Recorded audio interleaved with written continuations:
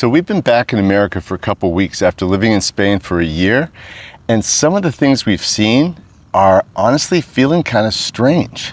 I don't think America has changed. I think maybe we have. And that raised a question neither one of us actually anticipated, which is, if the place that you came from doesn't really feel like home anymore, where do you belong?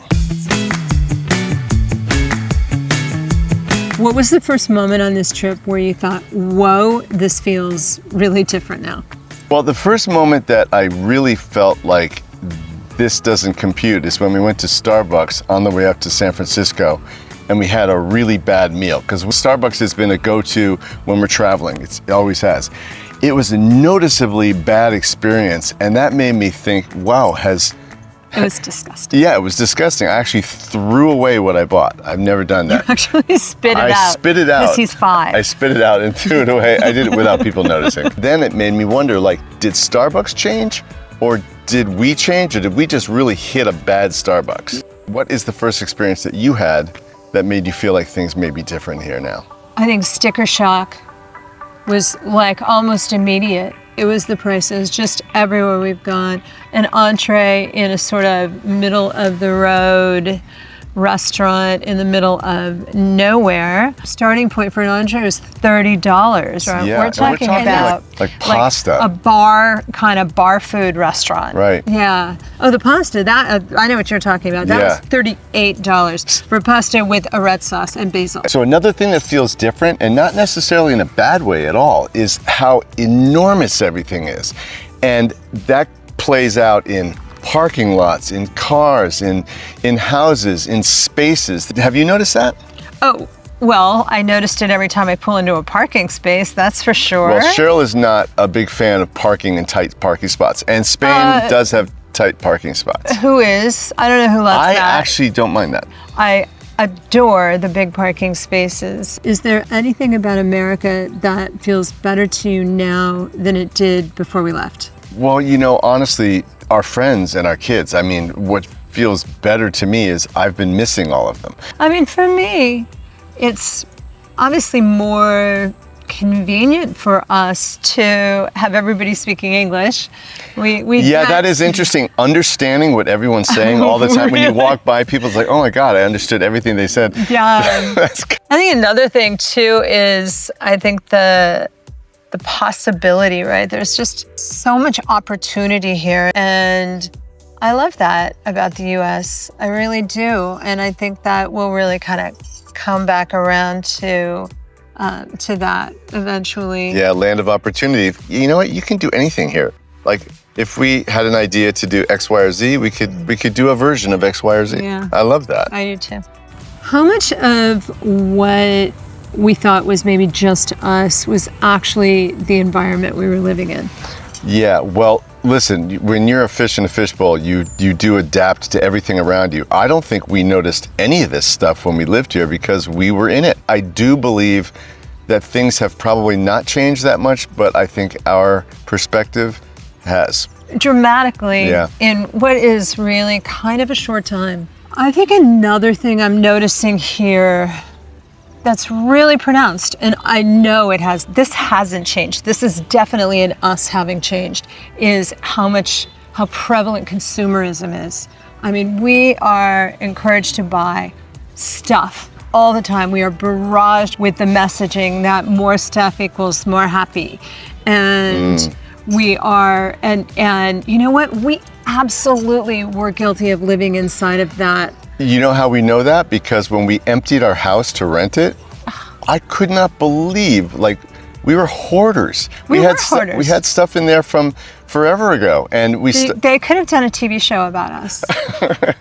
What a great idea. Oh wait, it's already done. One thing that was really pronounced to me is when we moved to Europe, we really just curbed our consumption. Since we've been there, we have definitely not been just purchasing for the sake of purchasing. So the other side of the coin is how convenient everything is here.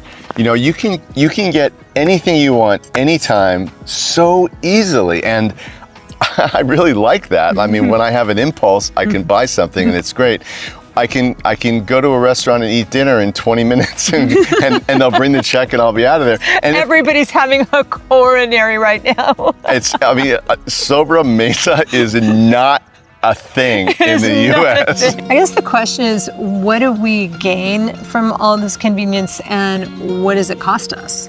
Right? Like, there's definitely a cost to all the convenience. Well, like, for example, the cost is that you buy too many things. You buy too much. Yeah. You're compelled to buy because it is so easy. I've had the pull to be more productive. I have had the pull to like get more done, and I'm wondering like accomplish more. It does definitely make you feel like, what am I doing today? What am I doing today? It pushes those buttons. It pushes the buttons a little bit about getting things done. So that relationship with time, there's an anxiousness that comes up with it, I think. So would you say that your definition of a good day has changed?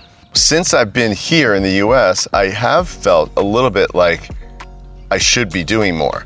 So I think my definition of a good day has changed at home in Europe. So how has your definition of a good day changed?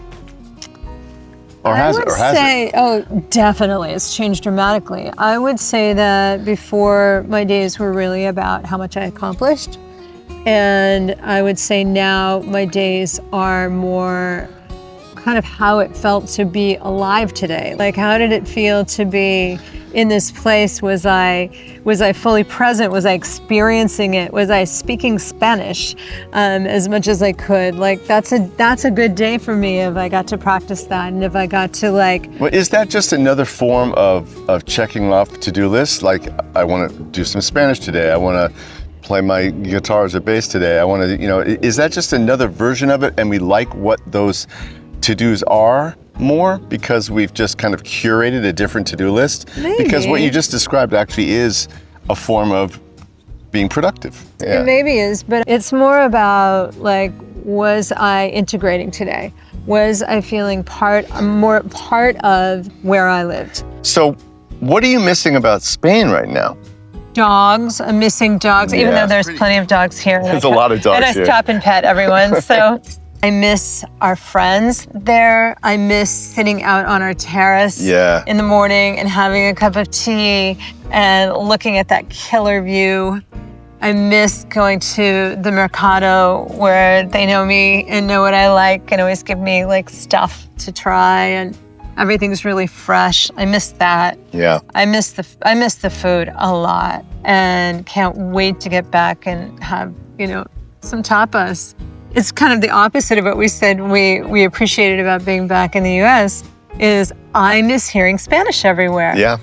All right, what's the first thing you're gonna do when we get home? I want to point out that when you just asked me what do we want to do when we get home was Spain, the way you just referred to it. So I just want to point that out. So that's true. That's true. I think we're getting rewired. It does feel like home. Yeah.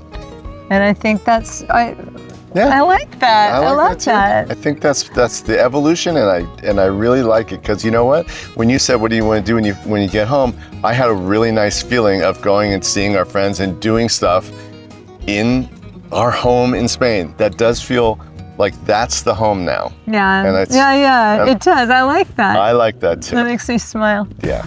I guess, is Spain home or is the US home? Or are they both home? Or does the US feel like home in the same way? Like, those are all, I don't know. It's a different version of home. I think they're both home. In an ideal world, I would probably kind of do what we're doing, which was we're living there most of the time, but we come here for chunks of time. And when we're here, it feels like we belong here, like we are of this. I think they're both home.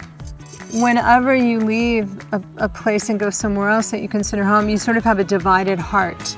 Like, half of your heart is there and always there. Because, our kids are here. They're like, that's like my heart walking around on two legs. I mean, always a part of my heart is here.